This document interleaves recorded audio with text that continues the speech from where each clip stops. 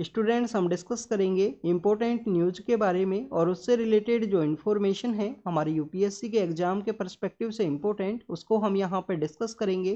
First news है student Telangana के CM के बारे में। तेलंगाना के जो नए सीएम हैं उनके द्वारा वहाँ पे ओथ लिया गया, तो आपको बेसिक इन्फॉर्मेशन पता होनी चाहिए सीएम का जो अपॉइंटमेंट प्रोसेस है, सीएम का जो ओथ का एडमिनिस्ट्रेशन है उसके बारे में। अगर हम बात करें स्टूडेंट सीएम का जो चीफ मिनिस्टर का जो अपॉइंटमेंट प्रोसेस है उसके बारे में, तो सीएम का जो अपॉइंटमेंट है वो किसके द्वारा किया जाता है स्टूडेंट्स? गवर्नर के द्वारा। इसके रिगार्डिंग में एक एक्सेप्शन है, दिल्ली के जो चीफ मिनिस्टर हैं, दिल्ली के जो सीएम है उनका जो अपॉइंटमेंट है वो किसके द्वारा किया जाता है स्टूडेंट्स? वहाँ पे प्रेसिडेंट के द्वारा, ऑन द एडवाइस ऑफ जो एलजी हैं, दिल्ली के जो एलजी हैं उनकी एडवाइस के बेसिस पे यहाँ पे प्रेसिडेंट के द्वारा दिल्ली के जो सीएम है उसका अपॉइंटमेंट किया जाएगा।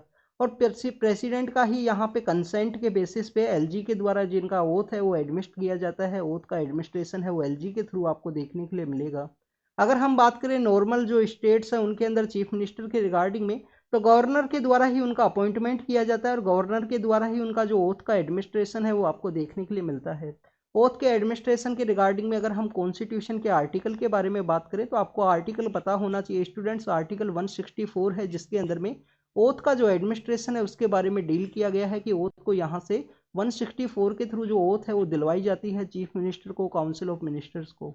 आप देखिए कि काउंसिल ऑफ मिनिस्टर्स के रिगार्डिंग में एक और आर्टिकल है, आर्टिकल 163, जिसके अंदर कहा गया है कि गवर्नर के द्वारा जो भी वर्क को कैरी आउट किया जाएगा on the aid and advice of the council of minister, जो काउंसिल ऑफ मिनिस्टर्स हैं उनकी एड एंड एडवाइस के बेसिस पे यहाँ पे गवर्नर के द्वारा वर्क है उसको कैरी आउट करना होगा, वो 163 आर्टिकल के अंदर में कहा गया है।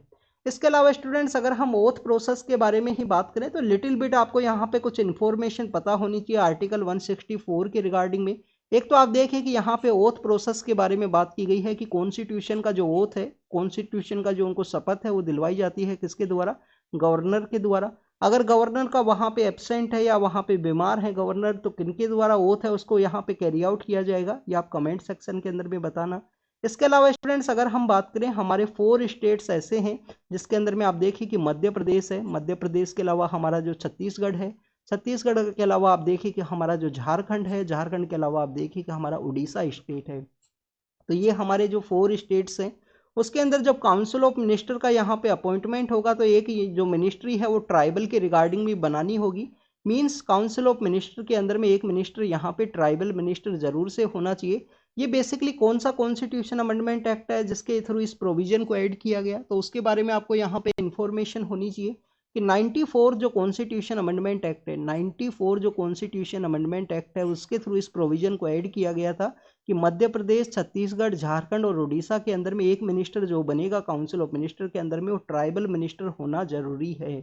नेक्स्ट अगर हम बात करें, इसके अलावा स्टूडेंट्स आप देखिए कि हमारी जो काउंसिल ऑफ मिनिस्टर की जो संख्या है उसको भी यहाँ पे डिसाइड किया गया कि स्टेट के अंदर जितनी भी सीट्स हैं उसका जो 15% जो सीट्स हैं वो यहाँ पे काउंसिल ऑफ मिनिस्टर के लिए बनाई जा सकती हैं।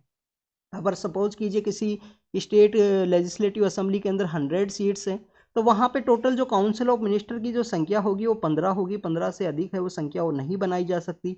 इस प्रोविजन को कौन से कॉन्स्टिट्यूशन अमेंडमेंट एक्ट के थ्रू ऐड किया गया? 91 जो कॉन्स्टिट्यूशन अमेंडमेंट एक्ट है उसके थ्रू इसको ऐड किया गया था कि पहले यहाँ पे हर एक को जो मिनिस्ट्री की जो पोस्ट दे दी जाती थी वो 91 कॉन्स्टिट्यूशन अमेंडमेंट एक्ट के थ्रू उसके ऊपर जो लिमिटेशन है वो लगाएगी कि काउंसिल ऑफ मिनिस्टर की जो संख्या है वो 15% ही होनी चाहिए। दिल्ली के रिगार्डिंग में ये प्रोविजन क्या है?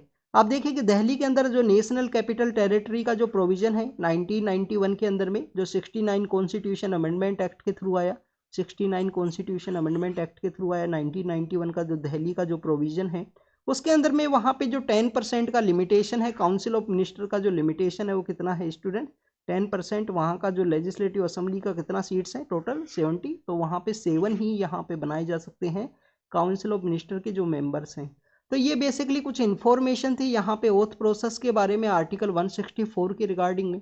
आपको बेसिक कुछ आर्टिकल्स हैं उनके बारे में भी जानकारी होनी चाहिए। एक आप देखिए कि यहाँ पे जो चीफ मिनिस्टर है उसका कुछ ड्यूटीज़ हैं। ड्यूटीज़ क्या है कि उनको गवर्नर को हमेशा कम्युनिकेट करना होता है, उनके द्वारा जो भी डिसीजंस लिए गए हैं उनको गवर्नर को उनको बताना होता है। तो उसके रिगार्डिंग में कौन सा ऐसा कॉन्स्टिट्यूशन अमेंडमेंट एक्ट है, कौन सा ऐसा हमारा आर्टिकल है जिसके अंदर उसको मेंशन किया गया है, तो आपको बेसिक यहाँ पे जानकारी होनी चाहिए कि आर्टिकल 167 के अंदर में चीफ मिनिस्टर का रेस्पॉन्सिबिलिटी है कि गवर्नर को कम्युनिकेट करना, गवर्नर को अपने जो डिसीजंस है वो बताना समय समय पे। ये आर्टिकल 167 के अंदर में कहा गया है। कंडक्ट ऑफ बिजनेस के रिगार्डिंग में कौन सा आर्टिकल है? 166 है स्टूडेंट्स। 166 के अंदर में क्या कहा गया है कि जितने भी स्टेट गवर्नमेंट के द्वारा जो डिसीजन लिए जाएंगे वो किसके नेम के ऊपर लिए जाते हैं? गवर्नर का जो नेम है उसके बेसिस पे यहाँ पे उन बिजनेस को कैरी आउट करना है। वो आर्टिकल 166 के अंदर में कहा गया है regarding the conduct of the business. तो ये कुछ आर्टिकल्स थे जिनके बारे में हमने डिस्कस किया। आर्टिकल 163 काउंसिल ऑफ मिनिस्टर के बारे में, उसकी एड एंड एडवाइस के ऊपर में गवर्नर को काम करना होता है। 164 क्या है? यहाँ पे अपॉइंटमेंट ओथ प्रोसेस इन सभी के बारे में है। इसके अलावा आप देखिए कुछ ट्राइबल मिनिस्ट्री बनानी है 4 स्टेट्स के अंदर में, वो कंपलसरी है। इसके अलावा काउंसिल ऑफ मिनिस्टर की जो संख्या है वो 15% है 91st कॉन्स्टिट्यूशन अमेंडमेंट एक्ट के थ्रू। नेक्स्ट अगर हम बात करें, मिचोंग साइक्लोन आया था हमारा ईस्टर्न कोस्ट के ऊपर में, जिसमें तमिलनाडु और जो आंध्र प्रदेश का जो रीजन है वहाँ पे सबसे ज़्यादा जो डिवास्टेटिंग इफेक्ट है वो देखने के लिए मिला। तो उसी साइक्लोन के रिगार्डिंग में 1500 करोड़ का जो यहाँ पे पैकेज है वो अनाउंस किया गया है सेंट्रल गवर्नमेंट के द्वारा, जिससे कि इन साइक्लोन इफेक्टेड एरियाज़ को दोबारा से रीडेवलप किया जा सके, वहाँ पे जो इंफ्रास्ट्रक्चर है उसको बूस्ट किया जा सके। इसी के अंडर में अगर हम बात करें 500 करोड़ के आसपास का जो पैकेज है वो दिया गया है तमिलनाडु के अंदर में। चेन्नई के रिगार्डिंग में आप देखिए कि चेन्नई के अंदर जो फ्लड की वजह से सिचुएशन आपको काफ़ी डैमेजिंग सिचुएशन देखने के लिए मिलती है। लास्ट टाइम जो फ्लड है 2015 के समय वहाँ पे देखने के लिए मिला था। इस मिचोंग साइक्लोन के अंदर भी वहाँ पे जो वाटर लॉगिंग का जो कंडीशंस डेवलप हुआ उसको यहाँ पे रीडेवलप करने की रिगार्डिंग में इंटीग्रेटेड अर्बन फ्लड मैनेजमेंट का एक कॉन्सेप्ट है, जिसके अंदर नेशनल डिजास्टर मिटिगेशन फंड के थ्रू, नेशनल डिजास्टर मिटिगेशन जो फंड है उसके थ्रू जो पैसा है वो अलोकेट किया गया है यहाँ पे तमिलनाडु के अंदर चेन्नई को इंटीग्रेटेड या अर्बन फ्लड की रिगार्डिंग में उसको रीडेवलप करने के ही बारे में। नेक्स्ट अगर हम बात करें स्टूडेंट, जब भी यहाँ पे तेलंगाना और आंध्र प्रदेश को हम डिस्कस करते हैं तो आपको एक बेसिक इन्फॉर्मेशन होनी चाहिए। यहाँ पे बेसिक इन्फॉर्मेशन ये है स्टूडेंट्स, इसको मैं थोड़ा रफ करता हूँ आपके लिए, कि यहाँ पे एक लेक भी है जो तेलंगाना और तमिलनाडु और आंध्र प्रदेश के अंदर अपना जो एरिया है वो शेयर करता है। एक लेक है, सपोज कीजिए ये कि ये हमारा तमिलनाडु है, ये आंध्र प्रदेश का रीजन है। तो यहाँ पे एक लेक है जो बेसिकली दोनों ही स्टेट्स के अंदर अपना एरिया है वो शेयर करता है। उस लेक को हम किसके नाम से जानते हैं? पुलिकेट लेक के रूप से जानते हैं। पुलिकेट लेक के रूप से इसको जानते हैं। और इसमें आप देखिए कि 96% जो एरिया है वो किसके अंदर में है? आंध्र प्रदेश के अंदर है। 4% का जो एरिया है वो किसके अंडर में है? यहाँ पे तमिलनाडु के अंडर में। इस पुलिकेट लेक को एक लैगून के रूप से भी जानते हैं। लैगून क्या होता है स्टूडेंट्स? लैगून ये है कि किसी लैंड का जो एरिया है, जमीन का कोई हिस्सा है जिसके थ्रू इसको बे ऑफ बंगाल से वो सेपरेट करता है। बे ऑफ बंगाल से सेपरेट करता है इस लेक को, पुलिकेट लेक को। वो लैंड का जो हिस्सा है, जमीन का जो हिस्सा है, उसको हम किसके नाम से जानते हैं? श्रीहरिकोटा। श्रीहरिकोटा। आपने इसरो के बारे में जब भी रीड किया होगा, इस प्लेस के बारे में रीड किया होगा। यहाँ पे तिरुपति नाम का डिस्ट्रिक्ट है। तिरुपति जो एक फेमस रिलीजियस टेम्पल भी है वहाँ पे। तो आप देखें कि यहाँ पे श्रीहरिकोटा है, ये तिरुपति डिस्ट्रिक्ट के अंडर में गिरते हैं कंप्लीटली एरिया।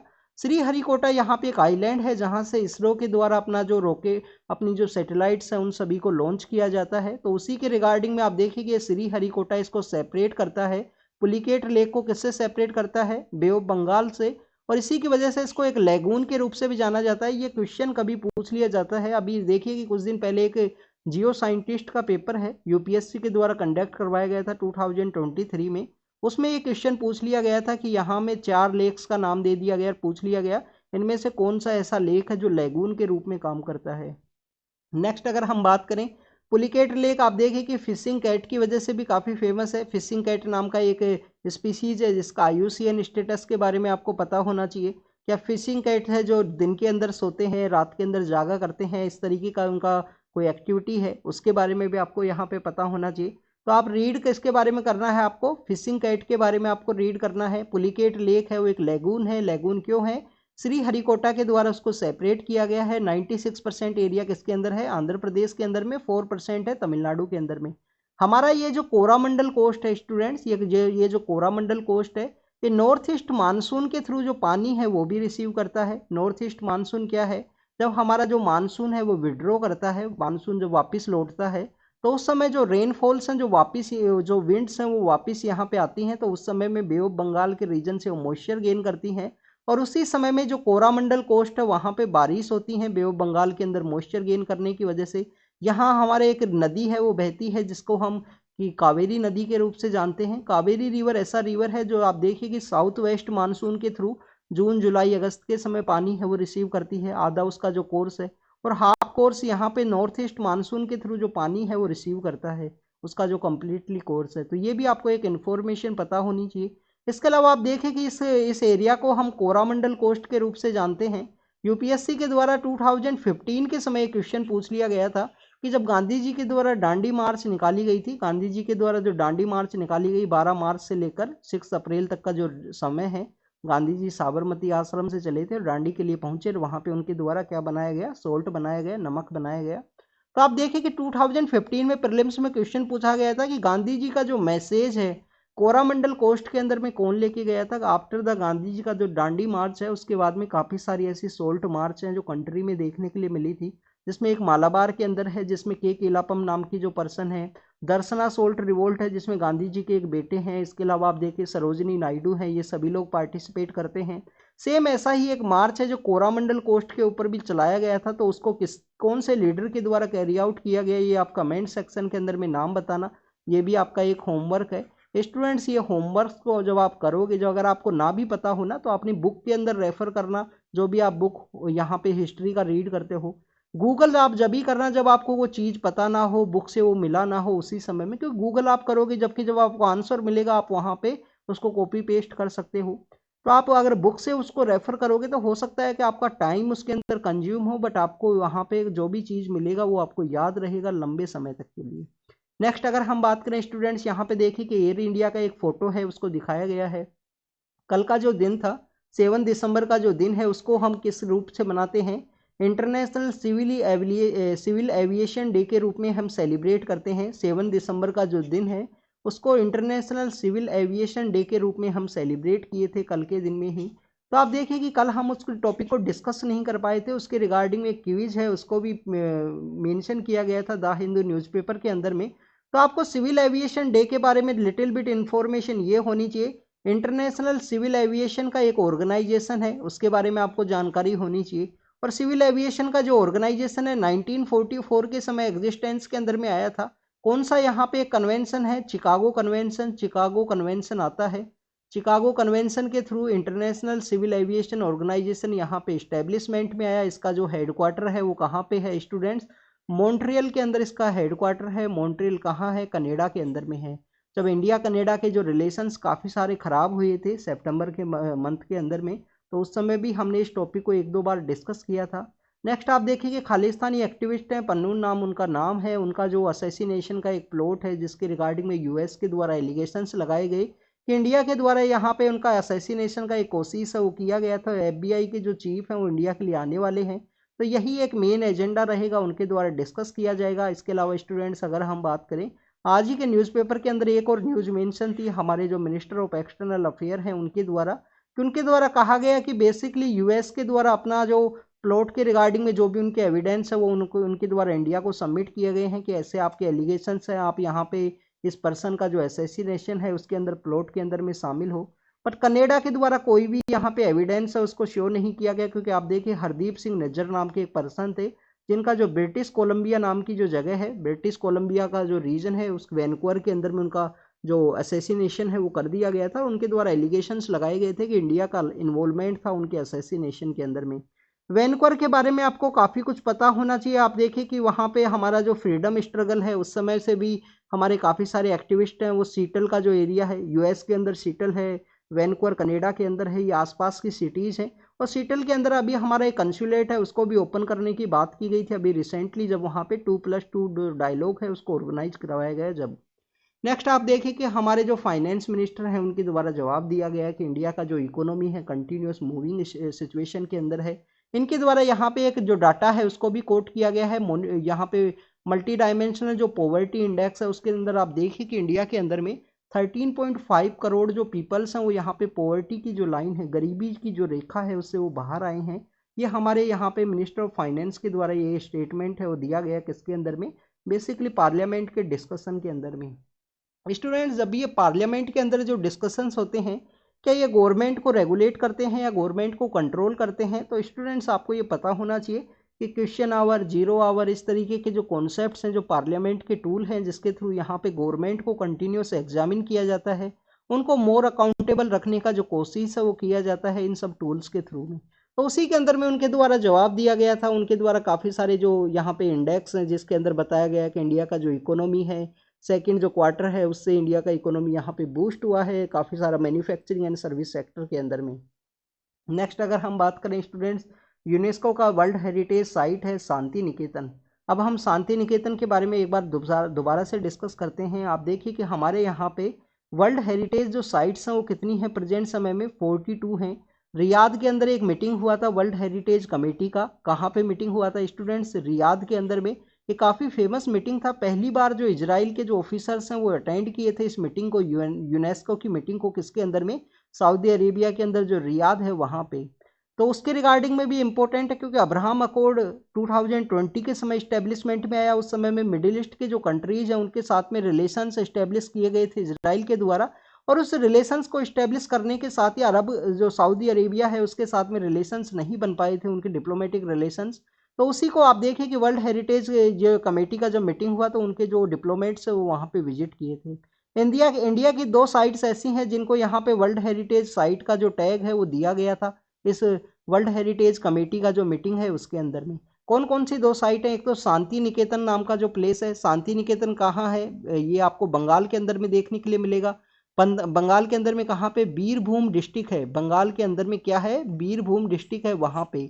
इसके अलावा आप देखिए कि होयसाल डायनेस्टी जो हुआ करती थी, होयसाला नाम की एक डायनेस्टी हुआ करती थी जिसके अंदर में एक मिक्स टाइप ऑफ यहाँ पे आर्किटेक्चर है वो देखने के लिए मिलेगा। मैसूर के जो मैसूर डिस्ट्रिक्ट है उसके आसपास के रीजन के अंदर में। तो होयसाला के जो टेम्पल्स हैं उनको भी यहाँ पे रिकॉग्नाइज किया गया है वर्ल्ड हेरिटेज साइट के रूप में।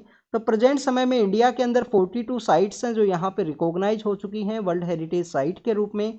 यहाँ पे अगर हम बात करें शांति निकेतन के बारे में, तो आप देखिए कि शांति निकेतन का जो एरिया है 1863 के समय में देवेंद्र नाथ टैगोर जो हुआ करते थे, फादर ऑफ रविंद्रनाथ टैगोर, उनके द्वारा एक आश्रम है उसको वहाँ पे इस्टेब्लिश किया गया था। एक आश्रम बनाया गया था। कहाँ पे? शांति निकेतन का जो एरिया है वहाँ पे। आप देखिए कि 1901 के समय जब रविंद्रनाथ टैगोर के द्वारा वहाँ पे एक जो टाउनशिप है उसको डेवलप किया गया जिसको क्या नाम दिया गया? शांति निकेतन का नाम दिया गया। और 1921 के समय वहाँ पे क्या बना दिया गया? उनके द्वारा विश्व भारती यूनिवर्सिटी है उसका इस्टेब्लिशमेंट हुआ। विश्व भारती यूनिवर्सिटी है उसका इस्टेब्लिशमेंट वहाँ पे हुआ था रविंद्रनाथ टैगोर के द्वारा। ये जो आश्रम है वो किसके द्वारा बनाया गया था? देवेंद्रनाथ टैगोर के द्वारा। अब ये देवेंद्रनाथ टैगोर कौन है स्टूडेंट्स? आप देखिए कि आपने ब्रह्म समाज के बारे में रीड किया होगा मॉडर्न इंडियन हिस्ट्री के अंदर में। इनके फादर हैं रविंद्रनाथ टैगोर के, ये तो बेसिक इन्फॉर्मेशन हुआ। उनके द्वारा तत्वबोधिनी नाम की एक पत्रिका है वो भी निकाली गई थी। इंडिया के जो यूथ हैं उनको अवेयर करने के रिगार्डिंग में राजा राम मोहन राय के जो टीचिंग्स हैं उनको लोगों तक पहुंचा सकें। इसके अलावा देखिए ब्रह्म समाज को भी वो ज्वाइन करते हैं। बाद में ब्रह्म समाज के अंदर बाइफर्केशन होता है। केशव चंद्र सेन है उनके द्वारा एक अलग सेक्शन वहाँ पे डेवलप होगा। देवेंद्रनाथ टैगोर के द्वारा एक अलग सेक्शन है उसको कैरी आउट किया जाता है। उनको आचार्य का जो स्टेटस है वो भी दिया गया था। आप देखिए कि तो 1863 के समय में उनके द्वारा एक आश्रम है उसको इस्टेब्लिश किया गया था। 1901 के अंदर जो टाउनशिप है उसको यहाँ पे डेवलप किया किसके द्वारा? रविंद्रनाथ टैगोर के द्वारा। 1921 के समय एक यूनिवर्सिटी बनाई गई एजुकेशन के रिगार्डिंग में। अब ये हम क्यों डिस्कस किए हैं? आप देखिए यूपीएससी मेंस 2023, आप देखिए कि यहाँ पे एक क्वेश्चन पूछ लिया गया था नेशनलिज्म के रिगार्डिंग में रविंद्रनाथ टैगोर के क्या आइडिया थे और एजुकेशन के पर्सपेक्टिव में उनका क्या कंट्रीब्यूशन है, ऐसा एक क्वेश्चन पूछ लिया गया था यूपीएससी मेंस 2023 के अंदर में। तो आपको इस तरीके के एग्जाम्पल्स पता होने चाहिए जब भी आप कोट कर पाओगे। आपको इनके कुछ जैसे इनके द्वारा एक कल्ट ऑफ चरखा नाम का एक कॉन्सेप्ट है वो भी दिया गया था जिसमें इन्होंने गांधी जी को क्रिटिसाइज किया था। तो आप देखिए कि इस तरीके के इनके जो भी इनके कॉन्ट्रीब्यूशंस है जब आपको पता होंगे उसी समय में आप पेपर में अंदर कोट कर सकते हो। नेक्स्ट अगर हम बात करें स्टूडेंट्स, यहाँ पे कंट्रोवर्सी ये क्रिएट हुआ था कि रविंद्रनाथ टैगोर का जो नेम है वो वहाँ पे नहीं लिखा गया था। बाद में अभी आर्कोलॉजिकल सर्वे ऑफ इंडिया के द्वारा कहा गया है कि उनका जो नेम है वो लिखा जाएगा शांति निकेतन के अंदर में जो इनका विश्व भारती यूनिवर्सिटी है वहाँ पे। आप देखिए कि विश्व भारती यूनिवर्सिटी एकमात्र सेंट्रलाइज यूनिवर्सिटी है जो कहाँ पे है? वेस्ट बंगाल के अंदर में है। और विश्व भारती यूनिवर्सिटी के जो चांसलर के रूप में कौन काम करते हैं? PM sir. जो हमारे प्राइम मिनिस्टर ऑफ इंडिया है, एकमात्र ऐसी यूनिवर्सिटी है जिसके चांसलर के रूप में वो वर्क करते हैं, वो बेसिकली यहाँ पे आपको देखने के लिए मिलेगी Visva Bharati university in the Bengal. तो कंटिन्यूस ये न्यूज के अंदर है, कभी रोड के कंस्ट्रक्शन के रिगार्डिंग में, कभी और किसी रीजन की वजह से सेंटर और स्टेट का जो कन्फ्लिक्ट है वो आपको यहाँ पे विश्व भारती यूनिवर्सिटी के अंदर में देखने के लिए मिलता है। नेक्स्ट अगर हम बात करें COP28 का मीटिंग के दौरान ही यहाँ पे आपको जो C40 का एक मीटिंग है वो भी देखने के लिए मिलता है। C40 क्या है बेसिकली स्टूडेंट? C40 यहाँ पे सिटीज़ का मीटिंग है। 40 ऐसी सिटीज़ जो अर्बन एरियाज़ के अंदर गवर्नेंस के रिगार्डिंग में यहाँ पे डील किया जाता है। आप देखिए कि 2005 के समय फर्स्ट टाइम ये मीटिंग है वो ऑर्गेनाइज की गई थी 2005 के समय। उसके बाद में अलग अलग सिटीज़ के अंदर, अलग अलग एरियाज़ के अंदर ये मीटिंग है उसको ऑर्गेनाइज किया गया है। मैक्सिमम टाइप जो कोप का जो मीटिंग होता है, कॉन्फ्रेंस ऑफ पार्टीज UNFCCC, जो प्रेजेंट समय में क्लाइमेट चेंज एक सबसे बड़ा इश्यू है हमारे अर्बन एरियाज या हम बात करें तो कम्प्लीटली अर्थ के रिगार्डिंग में, तो उसी की मीटिंग के साथ में इसको ऑर्गेनाइज किया जाता है C40 की मीटिंग को। तो वहाँ पे दिल्ली के जो मेयर हैं वो वहाँ पे गए हैं। कभी कभी इसको मेयर्स की मीटिंग के रूप में या मेयर्स सिटी ऑफ मेयर का जो कॉन्सेप्ट है उसके रूप में भी इसको बताया जाता है। तो आप देखिए उनके द्वारा दिल्ली के जो चीफ मिनिस्टर्स हैं उनके जो वर्क हैं, जैसे दिल्ली को सिटी ऑफ लेक्स के रूप में डेवलप करना है, यहाँ पे वाटर बॉडीज़ को रेजुनरेट करने का प्रोसेस है। आप देखिए इस टॉपिक को हमने काफ़ी बार डिस्कस किया है जब भी हम अर्बन फ्लड को डिस्कस करते हैं। आप देखिए अर्बन फ्लड क्यों देखने के लिए मिलती है? एक तो टू मच कॉन्क्रीट है, सिटीज़ के अंदर टू मच कॉन्क्रीट है, तो कॉन्क्रीट होने की वजह से ये जो सिटी के अंदर जो स्ट्रीट एनिमल्स हैं उनको भी वो इफेक्ट करता है, चाहे मेंटली रूप से इफेक्ट करे, क्योंकि टू मच कॉन्क्रीट होने की रिगार्डिंग में तो स्टूडेंट्स उनके बैठने का प्रॉपर एक जगह नहीं है। इसके अलावा स्टूडेंट्स अगर हम बात करें अर्बन फ्लड्स के अंदर में जो वाटर बॉडीज़ हैं, जो पहले की वाटर बॉडीज़ हुआ करती थी, वहाँ पे टू मच एनक्रोचमेंट हो चुका है। कोई ना कोई बिल्डिंग है उसका कंस्ट्रक्शन हो गया, पौंड का जो जगह है वो वहाँ पे बिल्डिंग की जगह आ गई है वहाँ पे। तो इसी वजह से जब भी फ्लड होती है, मैक्स हैवी रेनफॉल आपको देखने के लिए मिलेगा, तो उसके इफेक्ट के रूप में आपको ये सब देखने के लिए मिलता है, क्योंकि वाटर बॉडी है उसको कवर कर दिया गया। टू मच कंक्रीट की वजह से जो पानी है वो अंडरग्राउंड भी नहीं जा सकता है। तो वो सब आपको पता होना चाहिए। नेक्स्ट है हट्टी कम्युनिटी के बारे में। आप देखिए कि ट्रांसगिरी का जो एरिया है हिमाचल प्रदेश के अंदर में, और कुछ उत्तराखंड का भी प्लेस इसके अंदर में ज्वाइन करता है।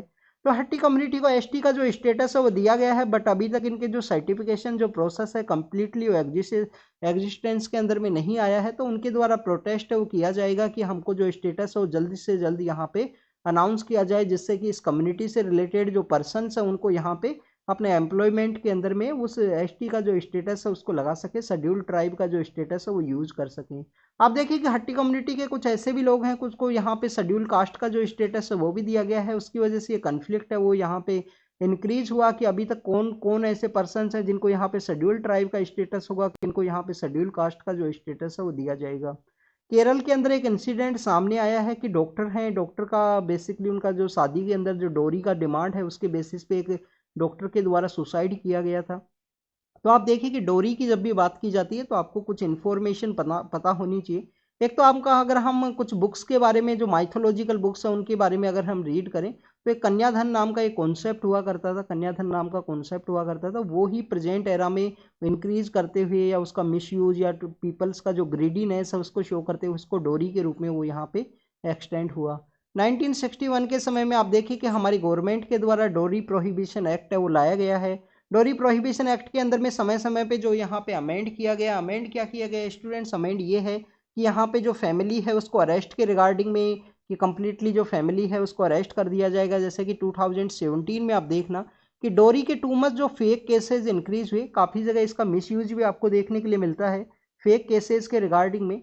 तो उसके जो फेक केसेस जो इंक्रीज हुए 2017 के अंदर सुप्रीम कोर्ट के द्वारा एक प्रोविजन लाया गया था Rajesh Sharma versus state of Uttar Pradesh case के अंदर में, कि 1 मंथ तक उन पर्सनस को अरेस्ट नहीं किया जाएगा और हाउस के अंदर एक सोसाइटल जो कमेटी है वो बनेगी जिसके द्वारा एग्जामिन किया जाएगा क्या यहाँ पे जो डोरी का केस है वो सही है या गलत है। बाद में इस प्रोविजन को रिमूव कर दिया गया था फेक केसेस की वजह से। हमारा जो इंडियन पीनल कोड है, इंडियन पीनल कोड एक्ट का 498A है जो प्रोविजन यहाँ पे डील करता है डोरी के जो केसेज हैं उनको। तो डोरी कंप्लीटली एक एविल प्रैक्टिस है। आप देखिए कि जो टू मच जो मनी वाले जो पर्सन हैं जिनके पास काफ़ी ज़्यादा पैसा है उन लोगों के द्वारा ये प्रैक्टिस है उसको कैरी आउट किया जाएगा। फिर सोसाइटी में जिनके पास ग्रीडीनेस है, जिनके ऐसा है कि गवर्नमेंट जॉब होनी चाहिए इस तरीके का, तो उस सब में ये जो डोरी है वो एक्सटेंड करेगा। और आप देखें कि काफ़ी सारी ऐसी परंपराएं हैं, काफ़ी सारी ऐसी चीज़ें हैं जो आपको देखने के लिए मिलेंगी कि जो यहाँ पे जो मनी वाले जो पर्सन हैं, काफ़ी जो अमीर जो लोग हैं उनके द्वारा वो परंपरा चलाई जाती है, उनके पैसे का सहूलियत के अकॉर्डिंग या जो भी चीज़ है। और अर्बन जो बेसिकली पुअर पर्सनस हैं, मिडिल क्लास जो लोग हैं, उनके द्वारा उसको फॉलो किया जाता है अपने स्टेटस को मेंटेन करने के रिगार्डिंग में। और उसी वजह से ये जो ग्रीडीनेस के अंदर में ये प्रैक्टिस है वो चेंज होती है। नेक्स्ट अगर हम बात करें यहाँ पे तेलंगाना की रिगार्डिंग में है, नए सीएम यहाँ पे ऑफिस में आए, उनके द्वारा कुछ बैरिकेड्स हैं जो ऑफिस के पास में जो बैरिकेड्स हुआ करते थे सीएम के कैंप ऑफिस के पास में, उनको रिमूव किया गया है। आप देखें कि यहाँ पे पहले उसका नाम एक प्रगति भवन के नाम से हुआ करता था, इनके द्वारा ज्योतिराव फूले जो भवन है उसके नाम से चेंज किया गया है। तो एक तो एक्सेसिबिलिटी यहाँ पे इंक्रीज होगा, जो बैरिकेड्स को रिमूव किया गया है। कि आप देखिए कि प्रेजेंट समय में राजा और प्रजा का जो कॉन्सेप्ट है, जो हमारी माइथोलॉजिकल किताबें या हमारी हिस्ट्री की जो बुक्स है उसके अंदर देखने के लिए मिलता है, वो कॉन्सेप्ट तो अब प्रेजेंट समय में एग्जिस्ट नहीं करता। प्रेजेंट समय में यहाँ पे जो जनता है वो मोर पावरफुल है, पब्लिक मोर पावरफुल है, डेमोक्रेसी है। हर 5 ईयर्स के अंदर इनका एग्जामिनेशन होता है, पब्लिक के द्वारा जो वोटिंग है वो किया जाता है। तो स्टूडेंट्स उसी वोटिंग के रिगार्डिंग में आप देखें कि जो गवर्नमेंट और जो सिटीजन्स है, गवर्नमेंट और जो सिटीजन्स है उसका जो मोर एक्सेसिबिलिटी है, मोर कनेक्शन है, वो इस्टेब्लिश होगा। यहाँ पे ज्योतिराव फुले का जो नाम है वो लिखा गया है, तो ज्योतिराव फुले के बारे में आपको पता होना चाहिए कि 1873 के समय में ज्योतिराव फुले के द्वारा एक कौन सा जो सोसाइटी है वो चलाई गई थी, आपको पता होना चाहिए। सत्य शोधक समाज है वो चलाया गया था इनके द्वारा 1873 के समय में। इसके अलावा आप देखें कि ये जो हस्बैंड एंड वाइफ है इनके द्वारा एजुकेशन के अंदर काफ़ी सारे रिफॉर्म किए गए 1848 के समय में।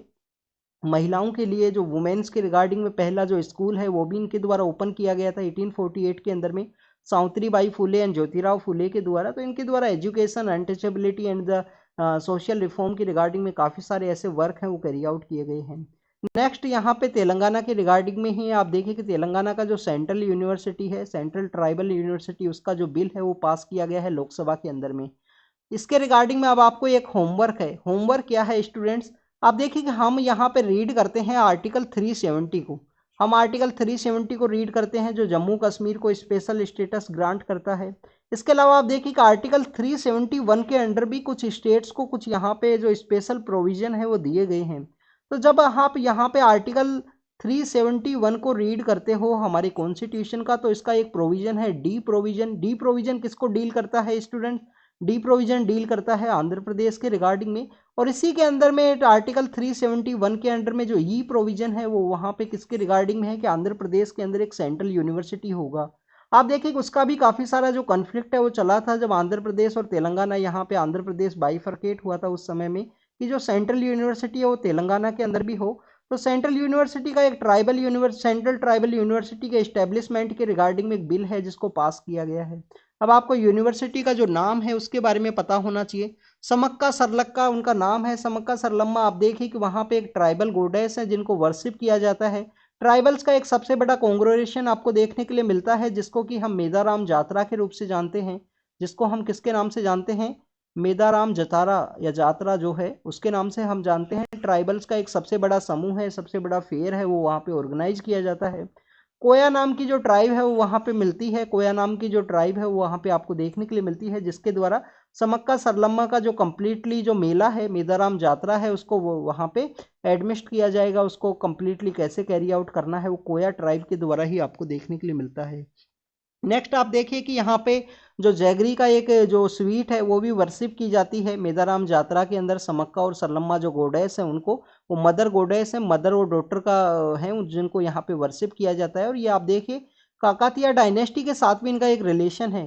काकातिया डायनेस्टी के साथ में कैसे रिलेशन है कि काकातिया डायनेस्टी के द्वारा उनको किसी तरीके से यहाँ पे मिसट्रीट किया गया है, काफ़ी ज़्यादा गलत तरीके से उनका यहाँ पे असैसिनेशन किया जाता है। तो उसी के बाद में काकतिया डायनेस्टी का जो डिक्लाइन है वो अभी आपको देखने के लिए मिलेगा। तो आप यहाँ पे समक्का और सरलम्मा जो मदर गोडेस है उनके बारे में आप एक बार रीड जरूर से करना कि कौन है वो। कोया नाम का ट्राइब है, मेदाराम जात्रा जिसको हम जानते हैं ट्राइबल्स का सबसे बड़ा एक समूह है, सबसे बड़ा फेयर है।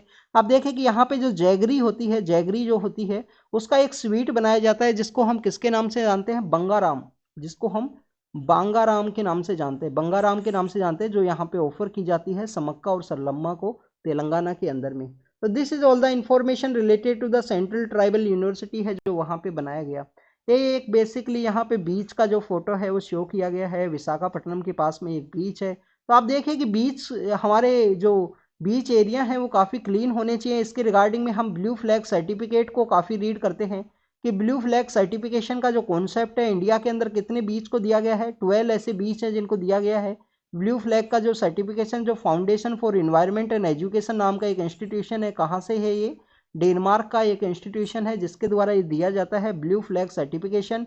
इंडिया के अंदर 12 ऐसे बीच हैं जिनको दिया गया है। आप देखिए कि ये बीच काफ़ी ज़्यादा अनक्लीन है। यहाँ पे टू मच प्लास्टिक का जो वेस्ट है वो आपको देखने के लिए मिलेगा। प्लास्टिक के रिगार्डिंग में हमने कुछ दिन पहले भी डिस्कस किया था। यूएन का, यूनाइटेड नेशन का इन्वायरमेंट असेंबली है जो कहाँ पे हुआ, नैरोबी के अंदर में, क्योंकि यूनाइटेड नेशन इन्वायरमेंट प्रोग्राम कहाँ है, नैरोबी केन्या के अंदर में। तो वहाँ पे उसको ऑर्गेनाइज हुआ। प्लास्टिक को यहाँ पे बैन करने के बारे में बात की गई है। आप देखिए कि हमारा जो सी लाइफ है उसको किस तरीके से ये इम्पैक्ट करेगा। तो आप एक बताना, आपका होमवर्क है यहाँ पे कि लाइफ अबाउ द लैंड का एक एसडीजी है। ऐसा ही एक आपको जो एसडीजी, जो सस्टेनेबल डेवलपमेंट गोल है, वो गोल आपको देखने के लिए मिलेगा कि लाइफ बिलो द जो लैंड है, जो सी के अंदर जो जिंदगी है वो किस, उसको भी हमको सस्टेनेबल रखना है। तो गोल नंबर क्या है, वो गोल नंबर कौन सा है, ये आप कमेंट सेक्शन के अंदर बताना। ये आपका होमवर्क है। क्या गोल नंबर 14 है या गोल नंबर 15 है। आप देखिए कि इस तरीके से आप अपने मेंस के अंदर भी इनको कोट करोगे। जब आपका आंसर कंप्लीट होगा उस समय में आप कंक्लूजन के अंदर भी सस्टेनेबल डेवलपमेंट गोल्स को अगर आप कंक्लूड करोगे तो आपके लिए बेटर रहेगा आंसर राइटिंग के अंदर भी। आपको याद भी होने चाहिए। नेक्स्ट आप देखिए कि हमारे जो मिनिस्टर ऑफ इन्वायरमेंट है उनके द्वारा यहाँ पे इको सेंसिटिव जोन है, इको सेंसिटिव एरिया है, वो डिक्लेयर करने के रिगार्डिंग में कमेटी की रिपोर्ट के बारे में बात की गई है। वेस्टर्न घाट के रिगार्डिंग में है। सबसे पहले हम यहाँ पे आपको एक तो वेस्टर्न घाट के बारे में पता होना चाहिए। यूपीएससी प्रीलिम्स 2016, यूपीएससी प्रीलिम्स 2016 में क्या क्वेश्चन पूछ लिया गया, उसके अंदर में वेस्टर्न घाट का जो एरिया है वो पूछ लिया गया था कि कौन कौन से स्टेट्स के अंदर में जो हमारा वेस्टर्न घाट है वो सिचुएटेड है। आपको ये पता होना चाहिए क्या गुजरात का एरिया भी आता है यहाँ पे, क्या गुजरात है, महाराष्ट्र है, गोवा है, यहाँ पे कर्नाटक है, कौन कौन से स्टेट्स हैं, क्या केरल भी है या तमिलनाडु भी है, वेस्टर्न घाट कहाँ कहाँ पे सिचुएटेड है। एक तो सबसे पहले आपको इसके बारे में पता होना चाहिए। यहाँ पे कस्तूरी रंगन कमेटी के बारे में डिस्कस किया गया है, वो वेस्टर्न घाट के रिगार्डिंग में है कि कहाँ पे माइनिंग करना है, कहाँ पे इंफ्रास्ट्रक्चर के रिगार्डिंग में जो अलाउ है वो किया गया है। अगर हम बात करें इको सेंसिटिव एरियाज़ के बारे में तो आपको पता होना चाहिए कि हमारा जो इन्वायरमेंट प्रोटेक्शन एक्ट है 1986 का, उसके थ्रू इन एरियाज़ को डिक्लेयर किया गया है। हमारा जो वाइल्ड लाइफ एक्शन प्लान है उसके थ्रू आप देखिए कि बेसिकली 10 किलोमीटर का जो एरिया है उसको बताया जाता है कि इकोलॉजिकल जो सेंसिटिव एरिया है, जिसको कम्प्लीटली यहाँ पे कोई भी माइनिंग का एक्टिविटी नहीं करना है, कोई भी इंफ्रास्ट्रक्चर का जो डेवलपमेंट है वो नहीं करना है। हमारे जो नेशनल पार्क हैं, वाइल्ड लाइफ सेंचुरीज हैं, जो प्रोटेक्टेड एरिया है, उनके आसपास का जो 1 किलोमीटर का जो एरिया है वो हमारा जो इन्वायरमेंट प्रोटेक्शन एक्ट बताता है इको सेंसिटिव एरियाज़ के बारे में। किसी 1 किलोमीटर के एरिया के आउटसाइड द प्रोटेक्टेड एरिया का जो 1 किलोमीटर का जो एरिया है, 1 किलोमीटर का एरिया, उसके अंडर में हमको कोई भी ऐसा प्रोसेस है वो कैरी आउट नहीं करना है जिससे कि प्रोटेक्टेड एरिया के अंदर में जो वाइल्ड लाइफ रहती है उसको वो इफेक्ट करे।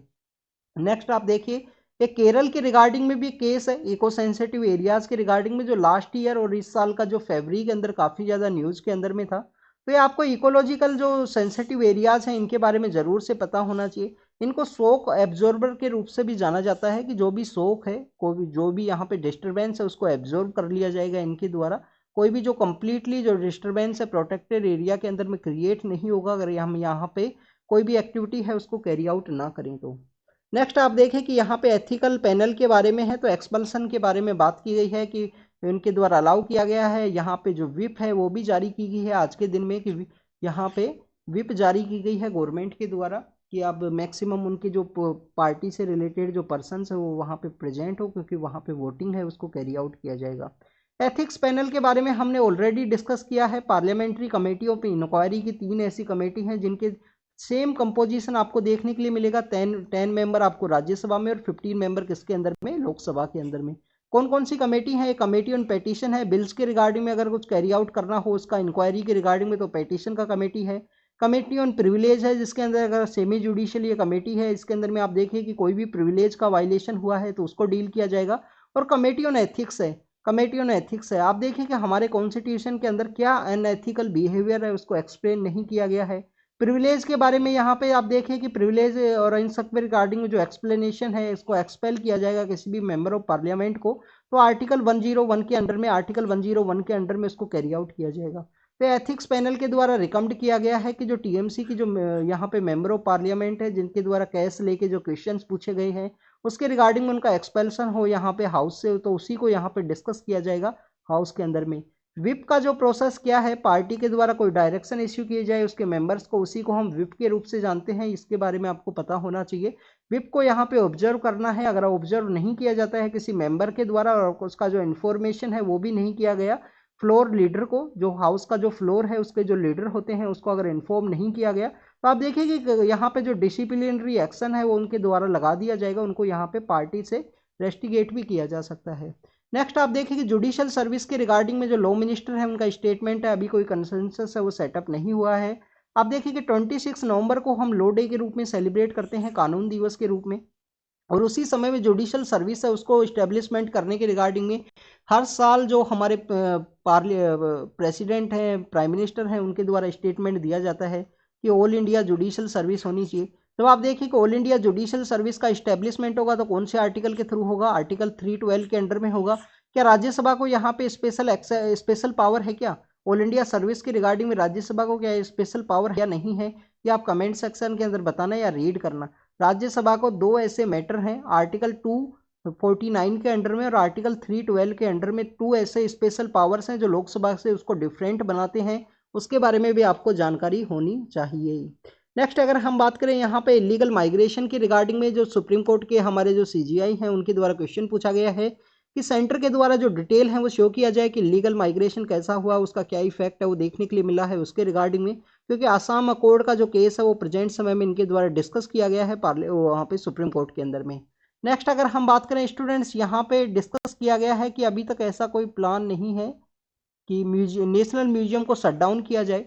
तो आप देखिए कि नेशनल म्यूजियम की रिगार्डिंग में है, क्योंकि हमारा जो सेंट्रल विस्टा है, सेंट्रल विस्टा के वहाँ पे ही सिचुएटेड है हमारा जो नेशनल म्यूजियम है, जो दिल्ली के अंदर, जो जिसको कि बेसिकली बाद में जो नेमिंग भी किया गया है, पहले उसका जो नाम है राजपथ हुआ करता था, फिर उसका जो नाम है दूसरा कर दिया गया गवर्नमेंट के द्वारा। तो आप देखिए कि कर्तव्य पथ के नाम से उसका नाम चेंज किया गया है। वहाँ पे नेताजी सुभाष चंद्र बोस की जो फोटो है वो भी लगाई गई है इंडिया गेट के पास में। वॉर मेमोरियल का भी डेवलपमेंट हुआ है पिछले कुछ दिनों से, नई पार्लियामेंट का जो बिल्डिंग है वो भी आया है। तो ये सेंट्रल विस्टा प्रोजेक्ट है वो कौन सी मिनिस्ट्री के अंदर है? Ministry of housing and urban affairs. Ministry of housing and urban affair जो किनके द्वारा हेड की जाती है? हमारे जो हरदीप सिंह पुरी हैं, एक्स हमारे जो फॉरेन सर्विस के ऑफिसर रहे हुए हैं, काफ़ी स्ट्रिक्ट ऑफिसर के रूप से उनको जानते थे उनकी सर्विस के समय में। तो ministry of housing and urban affairs के द्वारा ये जो बेसिकली जो सेंट्रल विस्टा प्रोजेक्ट है, सेंट्रल विस्टा का रीडेवलपमेंट प्रोजेक्ट है वो कैरी आउट किया गया है। तो वहाँ पे एक नेशनल म्यूजियम है वो भी सिचुएटेड है। नेशनल म्यूजियम का यहाँ पे बेसिकली क्वेश्चन पूछा गया था क्या उसको शट डाउन करने का प्लान है, तो गवर्नमेंट के द्वारा कहा गया पार्लियामेंट में कि शट डाउन करने का कोई भी प्लान नहीं है नेशनल म्यूजियम के रिगार्डिंग में। अब आपको यहाँ पे एक डीपीएसपी के बारे में पता होना चाहिए, directive principle of state policy. Article कौन सा है स्टूडेंट्स? 49, 50 और 51 तो आपको पता ही होंगे आर्टिकल जो डीपीएसपी के। अगर आपको यहाँ पे आर्टिकल्स नहीं याद हैं तो स्टूडेंट्स एक बार जरूर से सोचना कि आपका प्रिपरेशन किस डायरेक्शन के अंदर जा रहा है। अगर आपने एक या दो अटैम्प्ट दे चुके हो, अगर आपको डीपीएसपी के आर्टिकल्स नहीं पता हैं तो आपको एक बार जरूर से सोचना चाहिए कि आर्टिकल्स आपको नहीं याद हैं तो कैसे आप कोट करोगे, कैसे आप यहाँ पे एग्जाम के अंदर कोट कर पाओगे अपनी इन्फॉर्मेशन को। तो आर्टिकल 49 के अंदर बताया गया है कि कोई भी हिस्टोरिकल मोन्यूमेंट हो, कोई भी यहाँ पे अगर हम बात करें हिस्टोरिकल इंपोर्टेंस का मोन्यूमेंट है उसको प्रोटेक्ट करना कहाँ किसका रिस्पॉन्सिबिलिटी है? वो रिस्पॉन्सिबिलिटी है हमारी गवर्नमेंट का। पार्लियामेंट के द्वारा जो कानून बनाया गया इस प्रोविजन को बाद में अमेंडमेंट के थ्रू उसको इंसर्ट किया गया था इस डीपीएसपी के अंदर में। तो this is all about the DPSP 49, जिसके अंदर हिस्टोरिकल इंपॉर्टेंट जो चीज़ है उनको यहाँ पे प्रोटेक्ट करने के बारे में बात की गई है। नेक्स्ट अगर हम बात करें कुछ केसेस आए हैं निमोनिया के रिगार्डिंग में, तो यहाँ पे क्या वो चाइना के केसेस से रिलेटेड है। इसके रिगार्डिंग में एम्स के द्वारा कहा गया है कि वो चाइना के अंदर जो निमोनिया के जो केसेज हैं वैसे केस नहीं है। यूपीएससी के रिगार्डिंग में जो डाटा है वो भी शो किया गया है कि यूपीएससी मेंस के अंदर में यहाँ पे 63% वो पर्सन क्वालिफाई होते हैं, अराउंड 60% वो पर्सन जो इंजीनियरिंग बैकग्राउंड से हैं। तो ऐसा क्यों रीजन है स्टूडेंट्स, इंजीनियरिंग के मोर पर्सन क्यों यहाँ पे क्वालिफाई होते हैं? क्या एनालिटिकल माइंड कोई रीजन है? क्या स्टडी के अंदर कोई डिफरेंस है? तो स्टूडेंट्स यहाँ पे डिफरेंस ये है कि बेसिकली इंजीनियरिंग बैकग्राउंड से हैं तो उनका हो सकता है कि लाइफ में और को काफ़ी कुछ चीज़ें हैं उनके द्वारा देखी गई हों, काफ़ी कुछ चीज़ें इनके द्वारा एनालाइज किए गए हैं। बट आप देखें कि डीयू के जो ह्यूमैनिटीज़ के जो बच्चे हैं वो भी काफ़ी सारे एग्जाम्स को क्लियर करते हैं यूपीएससी के अंदर में। तो हम ऐसा नहीं कर सकते कि इंजीनियरिंग वालों को मोर यहाँ पे एडवांटेज है। दूसरा सी सेट का जो एक जो देखने के लिए मिलता है कि सी सेट के अंदर में इंजीनियरिंग वालों को जो मोर बेनिफिट है, इस सब के बारे में काफ़ी बार ऐसे जो टॉपिक्स हैं वो डिस्कस किए जाते हैं। तो ये यहाँ पे बताया गया डाटा कि 60% जो बच्चे हैं वो इंजीनियरिंग बैकग्राउंड से थे जिनके द्वारा यहाँ पे एग्ज़ाम को क्वालिफाई किया गया था। नेक्स्ट अगर हम बात करें स्टूडेंट्स, यहाँ पे कतर के बारे में है। कतर का लोकेशन आपको पता होना चाहिए। सपोज कीजिए ये क्या है, यहाँ पे अरेबियन पेनिनसुला है। यहाँ पे कौन कौन से कंट्री हैं, यहाँ पे आपका ओमान देखने के लिए मिलेगा। यहाँ पे यमन है, यमन के बारे में आपको पता होना चाहिए कौन से रिबेलियंस है, होती रिबेलियंस है। यहाँ पे यूएई है, यूएई के यहाँ पे कतर सिचुएटेड है। तो कतर के अंदर में इंडिया के जो 8 जो नेवल यहाँ पे जो फॉर्मर नेवल ऑफिसर्स हैं उनको बेसिकली वहाँ पे कंपनी में काम करते हुए देश के अगेंस्ट में कुछ वर्क करने के रिगार्डिंग में उनको अरेस्ट किया गया था, उनको डेथ पेनल्टी है वो दिया गया है। आप देखिए कि इंडिया के एम्बेसडर हैं उनको काउंसलर जो एक्सेस है वहाँ पे दिया गया है उनसे बात करने के रिगार्डिंग में। नेक्स्ट अगर हम बात करें क्या कतर के जो आमिर हैं, कतर के अंदर जो हाईएस्ट पर्सन है उनको आमिर के नाम से हम जानते हैं।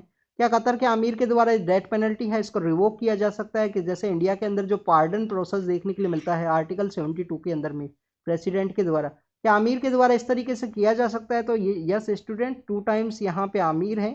जब इनका जो ईद का जो मंथ होता है उस समय में आमिर का अगर मूड है तो उनके द्वारा यहाँ पे डेथ पेनल्टी है उसको रोका जा सकता है वहाँ पे। और आप देखिए कतर के अंदर जो कानून है, जो वो लॉ एंड ऑर्डर है वो काफ़ी ज़्यादा स्ट्रिक्ट है। अगर वहाँ पे एंटी नेशनल कोई भी एक्टिविटी है उसको कैरी आउट किया गया तो उनको डेथ पेनल्टी है वो दिया जाता है। तो इंडिया के जो पीएम है वो भी मिले हैं कतर के जो आमिर हैं उनके साथ में COP 28 की मीटिंग के दौरान में ऐसा कुछ डिस्कस किया गया, उसके बाद में काउंसलर एक्सेस है वो दिया गया है। केशवानंदा भारती केस काफ़ी ज़्यादा फेमस केस है। केशवानंदा भारती केस के बारे में आपको पता होना चाहिए। किस बारे में पता होना चाहिए स्टूडेंट्स? 1973 के अंदर में 24 अप्रैल का वो दिन है। 24 अप्रैल का वो दिन है 1973 के अंदर जब ये हमारा जजमेंट आया था। 13 मेंबर्स का ये बेंच है वो वहाँ पे बैठा था। अभी तक का हाईएस्ट ये बेंच आपको देखने के लिए मिलता है। काफ़ी बार ये क्वेश्चन पूछ लिया जाएगा कि केशवानंदा भारती केस ही एकमात्र ऐसा केस है जिसमें 13 जजेस का जो बेंच है वो वहाँ पे सेटअप हुआ था। तो आपको पता होना चाहिए यस स्टूडेंट, 13 जजेस का जो बेंच है वो बना, 7:6 के थ्रू जजमेंट है वो पास हुआ, जिसके अंदर यहाँ पे बेसिक स्ट्रक्चर के बारे में बात की गई कि हमारा जो कॉन्स्टिट्यूशन का बेसिक स्ट्रक्चर है उसको आप यहाँ पे हार्म नहीं कर सकते हो। केशवानंदा भारती बेसिकली कौन पर्सन थे? ये बेसिकली केरल से बिलोंग करने वाले एक मठ के मठाधीश थे जिनके द्वारा वहाँ का जो ज़मीन है जो गवर्नमेंट के द्वारा लिया गया था, उनका फंडामेंटल राइट था आर्टिकल 25-26 के अंडर में, जिसको इन्होंने चैलेंज किया था। उसके अंदर यही आया एग्जिस्टेंस के अंदर में कि गवर्नमेंट के द्वारा जो बेसिक स्ट्रक्चर है उसको अमेंड नहीं किया जा सकता है। तो अभी उस केस के रिगार्डिंग का जो वीडियो है वो सुप्रीम कोर्ट के द्वारा अवेलेबल कराया गया है अलग अलग लैंग्वेज के अंदर में। तो ये काफ़ी इंपॉर्टेंट केस है। आप देखिए कि हमारी गवर्नमेंट के द्वारा पार्लियामेंट में काफ़ी बार कहा गया केशवानंदा भारती केस के द्वारा जो गवर्नमेंट का जो लिमिटेशंस है, गवर्नमेंट का जो वर्क प्रोसेस है उसको लिमिट करने का कोशिश किया गया जुडिशरी के द्वारा। स्टूडेंट्स अभी हमने आर्टिकल 49 के बारे में डिस्कस किया है। अभी हमने यहाँ पे देखे कि नेशनल म्यूजियम के केस के अंदर 49 को डिस्कस किया। आप आर्टिकल 50 के बारे में रीड करना अगर आपको ना पता हो तो। क्या आर्टिकल जो 50 है वो जुडिशरी और लेजिस्लेचर को सेपरेट करता है, जुडिशरी और एग्जीक्यूटिव को सेपरेट करता है? क्या आर्टिकल 50 आपको पता होना चाहिए, क्योंकि 51 तो हमको सबको पता है कि पीस को इस्टेब्लिशमेंट करने की रिगार्डिंग में है, डीपीएसपी का आर्टिकल। तो आर्टिकल जो 50 है, 50 किसके रिगार्डिंग में है? जुडिशरी और एग्जीक्यूटिव का है या जुडिशरी और लेजिस्लेचर को सेपरेट करने की रिगार्डिंग में है? नेक्स्ट अगर हम बात करें तो केशवानंदा भारती केस में हाईएस्ट जजेस का जो बेंच है वो बना था। बेसिक स्ट्रक्चर का कॉन्सेप्ट आया, गवर्नमेंट के द्वारा कहा गया है काफ़ी बार कि हमको लिमिट किया गया है इस बेसिक स्ट्रक्चर के कॉन्सेप्ट के थ्रू। इसका वीडियो है वो रिलीज किया गया है किसके द्वारा? बेसिकली सुप्रीम कोर्ट के द्वारा उस जजमेंट के रिगार्डिंग में। और आप देखिए जो डेट है वो काफ़ी ज़्यादा फेमस है। एक हमारे क्रिकेट के काफ़ी फेमस प्लेयर हैं सचिन रमेश तेंदुलकर। सचिन रमेश तेंदुलकर का जो बर्थ है वो भी इसी दिन है, 24 अप्रैल 1973 के दिन, जिस दिन केशवानंदा भारती केस वो एग्जिस्टेंस के अंदर में आया था। नेक्स्ट अगर हम बात करें स्टूडेंट्स, यहाँ पे आप देखिए कि एक पोइट है जिनके द्वारा रानी के द्वारा जो उनको ऑनर दिया गया था, अभी उनका डेथ हुआ है तो ऑनर को इनके द्वारा टर्न डाउन कर दिया गया था, नहीं एक्सेप्ट किया गया था। नेक्स्ट आप देखिए इजराइल के द्वारा सदर्न पार्ट के अंदर में यहाँ पे अटैक किया गया, जो खान यूनिस नाम का जो सिटी है उसके ऊपर भी अटैक किया गया है गाजा स्ट्रिप के अंदर में। इसको भी हमने काफ़ी बार डिस्कस किया था। 2-3 इंपॉर्टेंट न्यूज़ है यहाँ पे। एक अजरबैजान के रिगार्डिंग में है। अजरबैजान के अंदर में कौन सा सिटी कैपिटल क्या है? बाकू है वहाँ के। तो आप देखिएगा अजरबैजान और आर्मेनिया का जो कन्फ्लिक्ट है वो देखने के लिए मिला था। अजरबैजान और आर्मेनिया का कन्फ्लिक्ट ये है, सपोज कीजिए ये आर्मेनिया है, यहाँ पे आपको अजरबैजान सिचुएटेड है, यहाँ पे आपको अजरबैजान सिचुएटेड है, इधर तुर्की है। आर्मेनिया के इधर वेस्टर्न पार्ट के अंदर भी एक एरिया है जिसके अंदर में अजरबैजान का जो टेरिटरी है वो सिचुएटेड है। तो आप देखिएगा अजरबैजान के द्वारा यहाँ पे जो प्रेसिडेंट के इलेक्शन है उसको अनाउंस किया गया था। अब यहाँ पे जो कन्फ्लिक्ट है वो किसके रिगार्डिंग में था? कन्फ्लिक्ट अजरबैजान के अंदर में एक जगह है जिसको कि हम किसके नाम से जानते हैं? नागोर्नो काराबाख के नाम से। और यहाँ पे आपको बाकू देखने के लिए मिलेगा जो कि बेसिकली कैस्पियन सी के साथ एरिया शेयर करता है। तो इसके लिए एक रोड हुआ करती थी जिससे लोग जाया करते थे उस नागोर्नो काराबाख के लिए, उसको यहाँ पे कम्प्लीटली अनेक्स कर लिया गया अजरबैजान के द्वारा। वहाँ पे प्रेसिडेंट के जो इलेक्शंस है वो यहाँ पे 7 फरवरी को कैरी आउट किए जाएंगे। तो आप देखिए कि वो जो पॉलिटिकल लीडर हैं उनका अभी काफ़ी सारा जो जनता के अंदर में विश्वास है कि उनके द्वारा नागोर्नो काराबाख को अनेक्स किया गया है।